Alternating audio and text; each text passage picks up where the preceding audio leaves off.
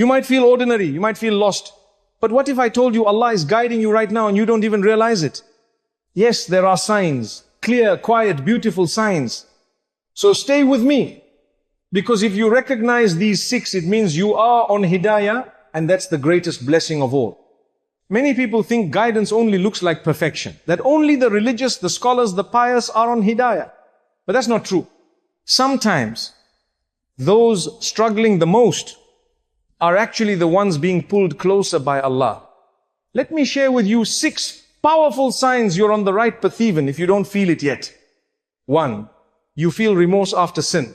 There are moments in life when you do something wrong knowingly or unknowingly, and the moment passes.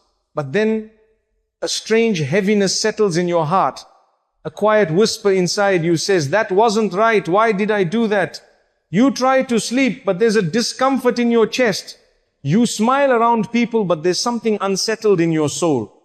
That feeling, my beloved brothers and sisters, is not a curse. That is the sign of a heart still alive. Many people today believe that feeling guilty makes you weak. That if you feel bad for your mistakes, it means you are not spiritually strong. But in the eyes of Allah, that emotion remorse, one of the clearest signs that He hasn't abandoned you. He is still guiding you. That shame, that regret is a light.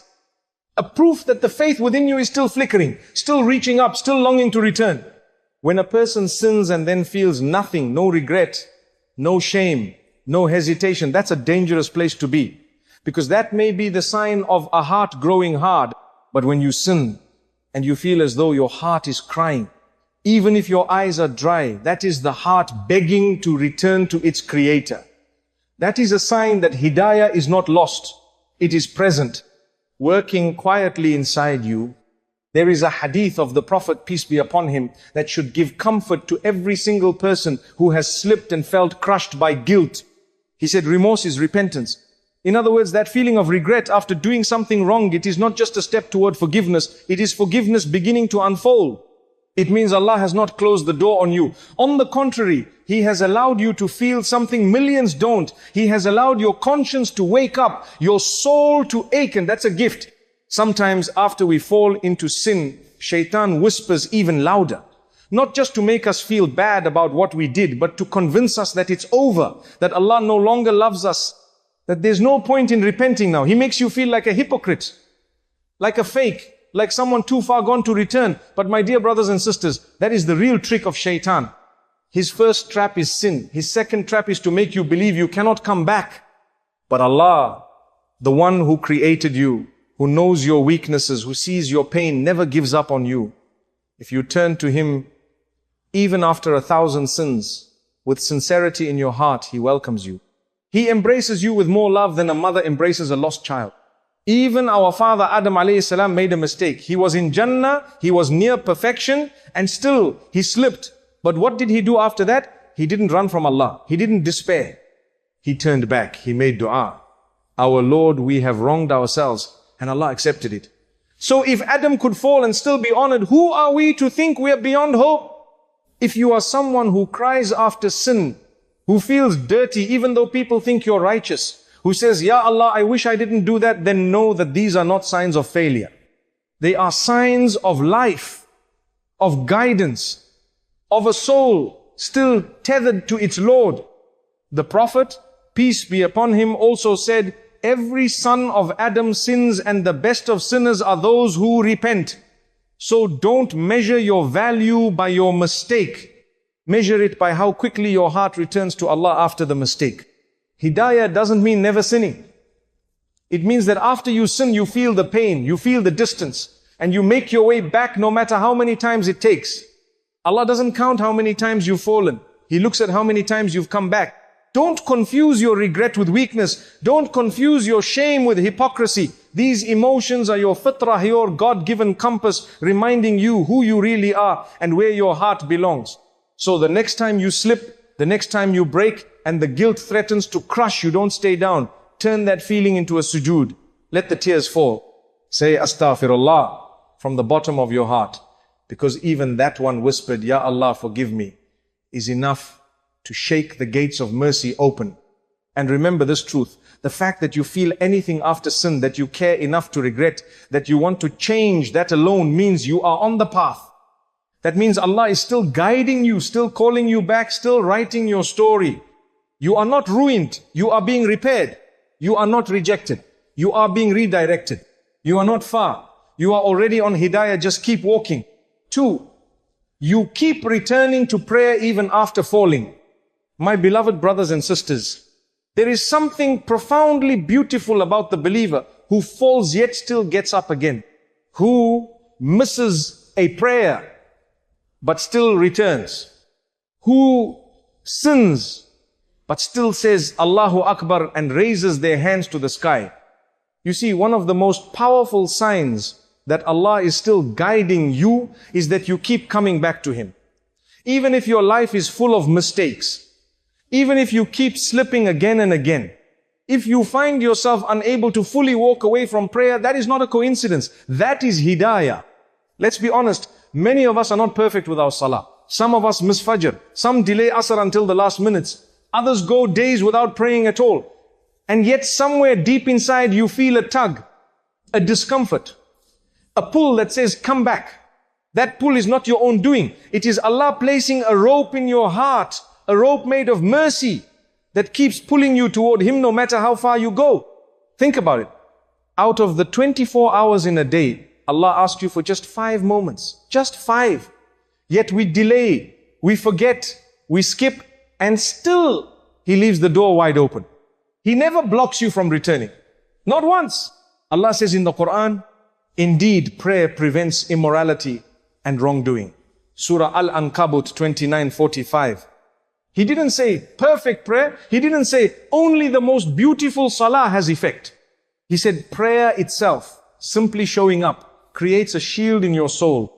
So if you keep returning to prayer, even if you struggle in it, even if your khushu is low, even if your wudu is rushed, you are on hidayah. Let me ask you something. Who makes a man cry quietly in sujood after sinning? Who makes a sister raise her hands at 2 am whispering, Ya Allah, guide me, even though she hasn't prayed all day? Who keeps inserting guilt into your heart when you delay salah? Who gives you the courage to start again after missing it for weeks? Only Ar-Rahman. Only the one who wants you back more than you want yourself back.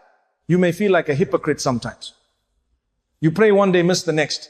You try to change but keep falling. Shaitan will say, you're fake. Allah doesn't want half-hearted people like you. But that is a lie. You are not fake. You are fighting. You are not perfect. But you are persistent.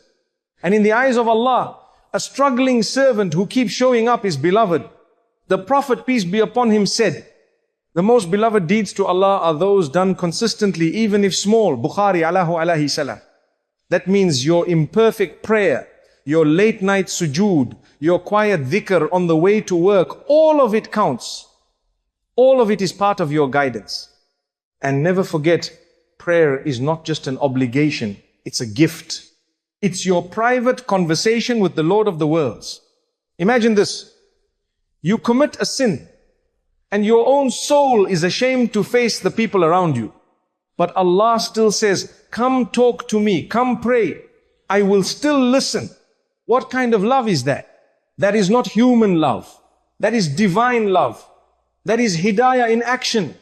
If you've ever paused in your day and felt a wave of guilt for missing a prayer, then know that Allah is still working on your heart. If you stopped praying for a long time, but you still think about salah, still want to come back, still feel something is missing, you are not lost. You're being invited.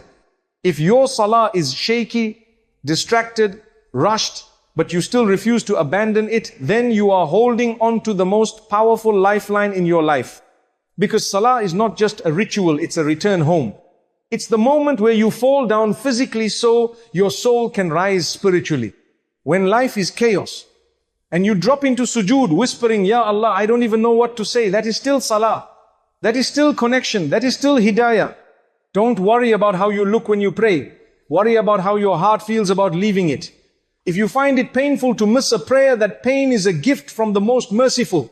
Some people have wealth, health, followers, degrees but no prayer. And some have nothing but they have sujood, and that sujood is their treasure. So if you are someone who falls often but still comes back to salah, you are not weak. You are guided. You are not a hypocrite. You are a believer who refuses to give up. You are not late. You are learning to walk steadily on the path that leads to your Lord. And maybe, just maybe, every time you return, the angels record it as your repentance, as your comeback, as your proof that your soul is still connected to the divine.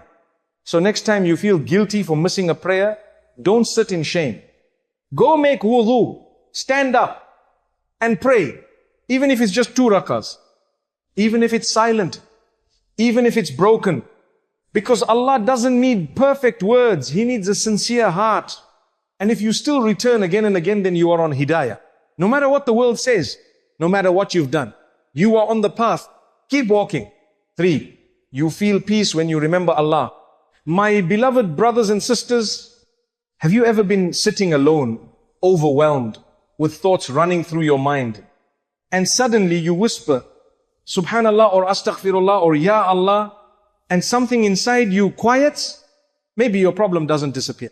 Maybe your situation doesn't change, but your heart softens. The chaos in your chest begins to settle. Tears fall, but they feel lighter. And in that moment, nothing around you looks different, but inside you, there is a stillness. That stillness, that calm, that is not a coincidence. That is hidayah. That is a sign that Allah has planted His remembrance in your soul, and your heart knows the way back even when your life feels like it's falling apart. Allah says in the Quran, verily in the remembrance of Allah do hearts find rest. Surah Ar-Ra'd 13:28. Look closely. Allah did not say hearts find answers. He did not say hearts find escape. He said they find rest. And in this dunya full of noise, distractions and pressure, rest is one of the rarest blessings of all. People search for peace in therapy, in money, in status, in relationships, in distraction. And while all of these may help for a moment, they never truly satisfy the soul. Because the soul wasn't created for the dunya. The soul was created by Allah to find comfort in Allah. So when you remember Him and your chest begins to breathe again, that is not imagination. That is your fitrah, your natural state awakening. That is Allah's mercy descending. You might be surrounded by problems. You might be drowning in hardship.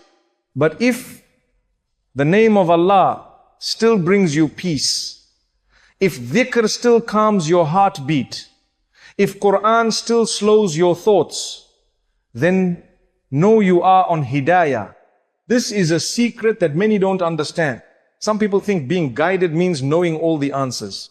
But sometimes it simply means knowing where to turn when the answers don't come. Sometimes guidance is not about finding clarity. It's about finding Allah even when life is unclear. That's why when you're anxious and you say, Hasbunallahu wa ni'ma al-wakil, or when you feel scared and say, La ilaha illa anta subhanaka, inni kuntu min al-zalimin. Or when your world crashes and you whisper, Ya Allah, help me. That is your ruhir soul calling home. That is your proof. That is your sign. That is your light. And if you feel it even once, don't ignore it. Feed it, nurture it, water it with more remembrance. Because hearts that remember Allah are not just at peace, they are protected. The Prophet, peace be upon him, said, the example of the one who remembers Allah and the one who does not is like the living and the dead. Bukhari. So ask yourself, how many people walk around breathing but are dead inside? How many